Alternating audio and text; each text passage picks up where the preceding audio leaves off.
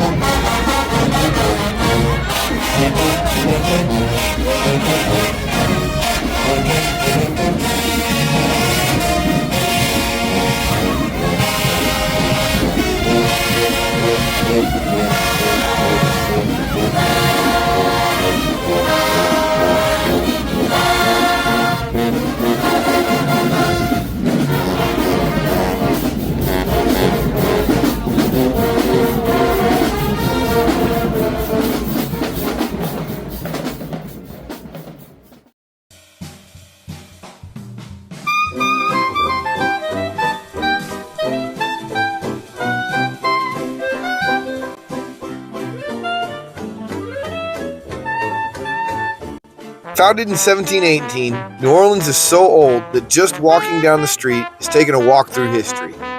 In the 21 states and countless cities we've visited, New Orleans is truly unique. From its food, its language, its potholes and its buildings, to its residents that are the toughest yet most inviting people you could ever meet, New Orleans stands out as somewhere both spooky and welcoming. In this episode, Angela and I experienced Mardi Gras for the first time.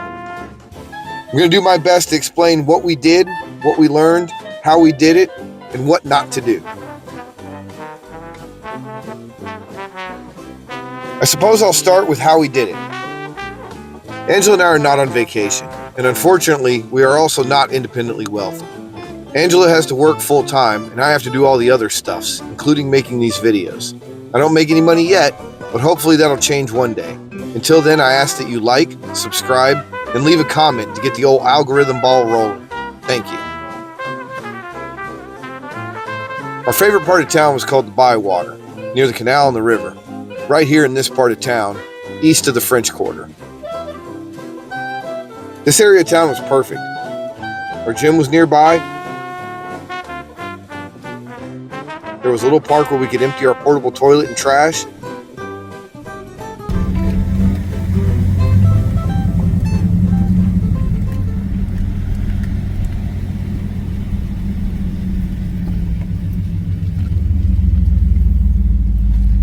Right down from where the garbage can and the porta potty and stuff is this is where we stayed the whole time we were here, pretty much, right next to this park. It was really quiet other than the trains. Party time. Party train's here. Woo! New Orleans. Alright, party time. Woo, party train! Toot toot! Here comes the party train! Ow! Right there. In that pile of gravy. Right there. I figured it was the most unwanted parking spot in New Orleans. The traffic wasn't that bad coming from the parades or to the parades from this side of town. We were able to get in and out pretty easy compared to some people I saw. You know, there was definitely some road rage happening. If you guys are planning on coming to New Orleans for Mardi Gras, make sure that you plan ahead if you want to go to any of the parades, because it is 3:30. The parades don't start until 5:30. They don't get to the section of town where I'm at right now until about 7:30, and traffic. Like, this is how it is anywhere near the parade route. So just plan ahead. We really like this neighborhood. And it was, I mean, how far is it from the French Quarter? Like, it's 5 minutes. Yeah, it's only about a 5 to 8 minute drive to the French Quarter, and you spend more time looking for a parking spot around the French Quarter than you do driving there. And as far as parking spots went in the French Quarter, as long as we got there sort of early, it wasn't really that difficult to find a good spot. There was a few times we were parked just one block off of Bourbon so we could people watch while Angela worked, and we really enjoyed that. We usually do a lot more cooking ourselves, but a solid week of parades and still working a full-time schedule, we ended up eating out quite a bit. It's really good, you guys. But the food was really good and not crazy expensive if you know where to look.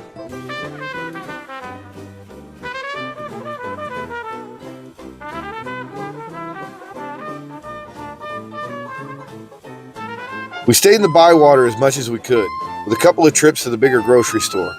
New Orleans hasn't been infested with gray, soulless corporate franchises, so you'll only find things like Walmart or Olive Garden outside of the historical district. Parking is not too bad in New Orleans as long as you don't care about your bumpers. Oh, speaking of cars, the roads here. Bad. Horrible. The worst. Seriously though, I've never been to a town with worse roads than New Orleans. That's a perfect segue for my first tip of Mardi Gras. Don't get in a hurry. That rule applies here in the South, but especially during Mardi Gras. There are a lot of extra people in town. The traffic's going to be very bad. There are kids and families walking in the road. The parade routes are all closed to cars. The roads are as smooth as the surface of the moon. Just slow down. There's a lot of history and black culture behind Mardi Gras, and unfortunately I don't have time to go into all the details. The history of the celebration would require a video of its own, so I'll just stick to the main highlights.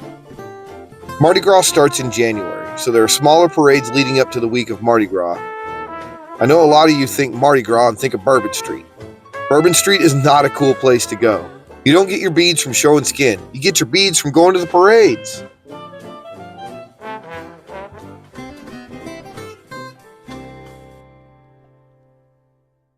The parades ran on the same route with a few minor changes to the start and the end points, but for the most part ran down St. Charles Avenue. So what we would do was get up, head to the gym, go to Keys, get coffee, breakfast. I would do the chores while Angela would start work.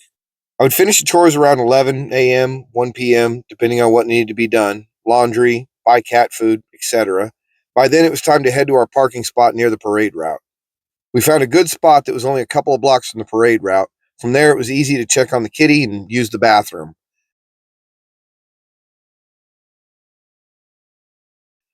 That brings me to my next Mardi Gras tip. Bring flushable wet wipes. The porta potties are nasty, and most of them don't have toilet paper. You've been warned. Once we established our spot, we would hang out, cook some hot dogs, finish work, and wait for the parades to start around 5. They didn't get to where we were at until around 7 p.m. The section of the parade route we picked we really liked. It seemed like we were in a local area. There were no ladders, no taped off sections, no tarps on the neutral ground. The only 2 spots that were taped off were the DJ table for the block-long line dance and the barbecue grill that Unc had set up.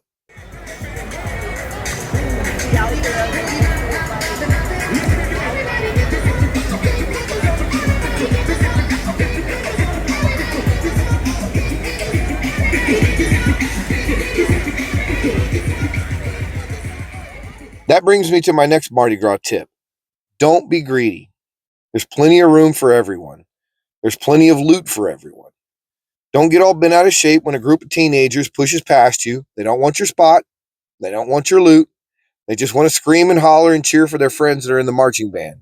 So make sure you're supporting the kids in these marching bands and performing for you. It is not easy at all. First float of Mardi Gras. At first, we sort of stood back and clapped and just sort of watched. We noticed the items being thrown weren't being thrown at random, but more like handed to people. So we got closer and closer. And next thing you know, we're in the middle of it. If you think watching the parade from a balcony or from the top of a ladder was cool, you should be in the street. The energy just takes you over, and before you know it, you'll be yelling, "Hey, mister, throw me something." And they do. More than just beads, too. What things, you ask? Wonderful things. Everybody knows that you get regular beads at Mardi Gras. Like this is a given.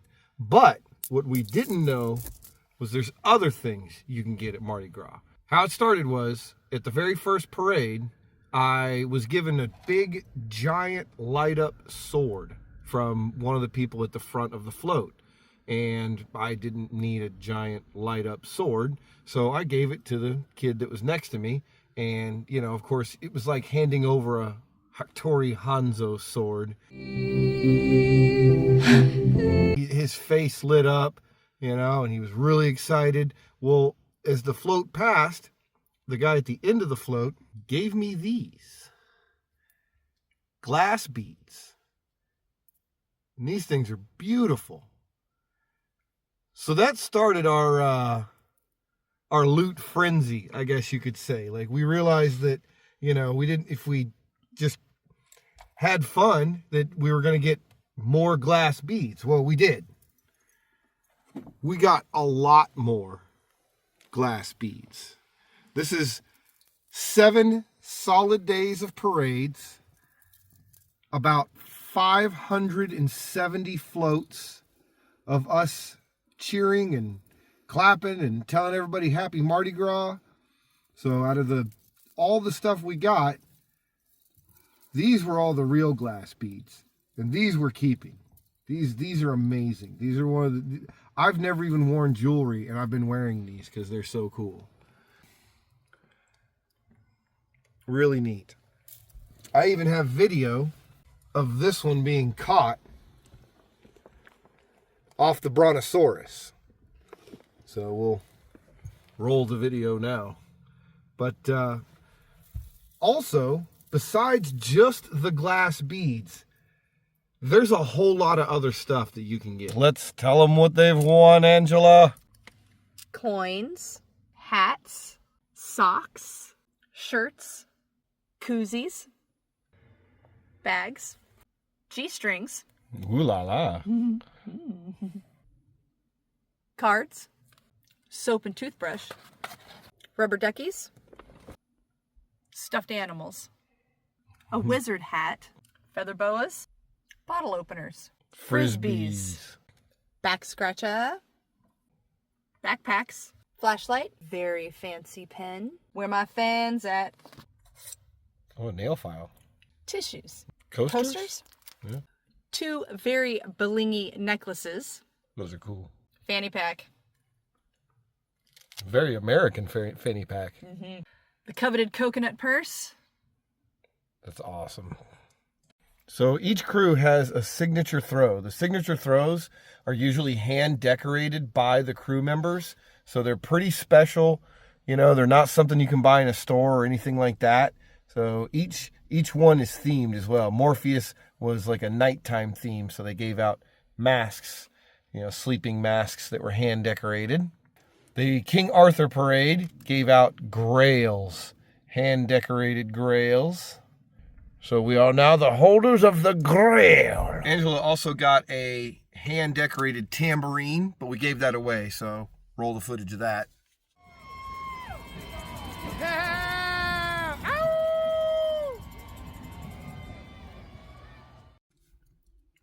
Some of the coolest things that we got were the Zulu coconuts. Again, gave all those away as well, so roll the footage of the Zulu coconuts.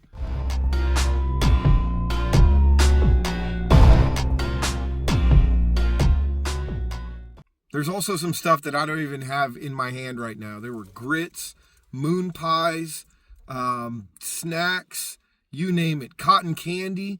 And then as far as stuff for the kids go, it was equally as cool for the kids. They got swords and batons and full-size footballs and giant stuffed animals. Like the list goes on and on and on about how the stuff that they gave away. It wasn't just beads. But you have to be friendly, you have to smile, you have to make eye contact, you know, tell people happy Mardi Gras.